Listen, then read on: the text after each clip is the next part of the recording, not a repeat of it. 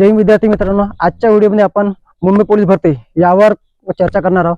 म्हणजे इलेक्शन झाले तर याच्यानंतर काय, आपली एक्झाम कधी होणार, पेपर कधी होणार। कारण बाकीच्या जिल्ह्यातले पेपर आहेत आपले, त्या जिल्ह्यातले पूर्ण पेपर झालेले आहेत आणि त्यांना नियुक्ती होऊन काही मुलं ट्रेनिंगवर सुद्धा गेली आहे। तर आपल्या मुंबई पोलीस फक्त एकच जो राहिलेला आहे, तर त्यांचे कसं काय होईल, त्यांची एक्झाम कधी होणार याबद्दल आपण चर्चा करणार आहोत। तर बघा मित्रांनो, आता इलेक्शन झालं, सरकार पण आता या 26 तारखेपर्यंत आपले सरकार सुद्धा बसून जाईल।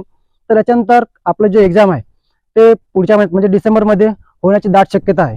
कारण सरकारने सांगितलेलं आहे की पुन्हा 25,000 महिलांची भरती होणार आहे आणि यानंतर पुन्हा पोलीस भरती घेण्याचे त्यांचे संकेत आहे।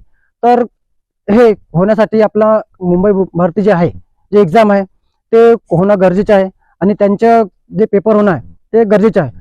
तर त्यासाठी आपली तयारी किती आहे आणि आपण कुठेपर्यंत आलो आहोत यासाठी आजचा व्हिडिओ आहे। तर विद्यार्थी मित्रांनो, जर तुमची तयारी झाली नसेल तर आता सुद्धा 1 महिना जवळपास आपल्याकडे आहे।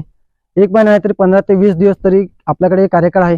त्याच्यामध्ये आपण कशा प्रकारे तयारी केली पाहिजे आणि कशा प्रकारे आपण चांगल्या प्रकारे पेपर सोडवला पाहिजे।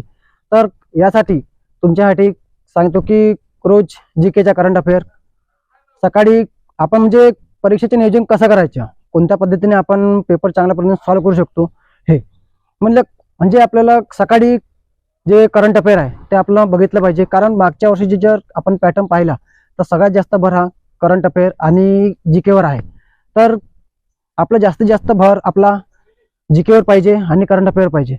कारण हा जो आहे बेसिक आपला क्लिअर असायला पाहिजे। त्याच्यानंतर आपला येते जीके, रिजनिंग आणि मराठी। तर याच्यासाठी आपला दिवसभरातून जर नियोजन असेल तर आपला सकाळी आपला नियोजन जीके आणि करंट अफेअरवर करा। दुपारचा जो टाइम असतो, जो थोडा आळस टाइम असतो आणि त्यामध्ये आपल्याला झोप सुद्धा लागते, तर त्या टायमात थोडा आपल्याला गणिताचा किंवा रिजनिंगचा हा घ्यायला पाहिजे। आणि त्यानंतर जर आपल्याला वाटते की थोडं सुस्त सारखं, तर त्यानंतर आपल्याला 1 तास किंवा अर्धा तास आपल्याला झोप घेऊन पुन्हा आपण फ्रेश झालो तर त्याच्यानंतर आपल्याला मराठी घ्यायला पाहिजे। आणि रोज सकाळ आणि संध्याकाळी सकाळी 1 आणि संध्याकाळी 1 आपल्याला 2 टाइम पेपर जे आहे प्रश्नपत्रिका मागच्या वर्षीच्या झाल्या किंवा नवीन प्रश्नपत्रिका आल्या याचा आपल्याला सराव करायला पाहिजे। कारण आता वेळ खूप कमी राहिलेली आहे आणि पेपर जवळ येत आहे। करिता हेच सांगू इच्छितो की चांगल्या प्रकारे पेपर आपला गेला पाहिजे आणि त्यासाठी आपण मेहनत घेतलं पाहिजे। आपल्या मेहनतीचं फळ आपल्याला मिळालं पाहिजे। त्यासाठी तुम्ही मेहनत करा, हीच इच्छा बाळगतो की सगळ्यांना सिलेक्ट व्हा। जय हिंद।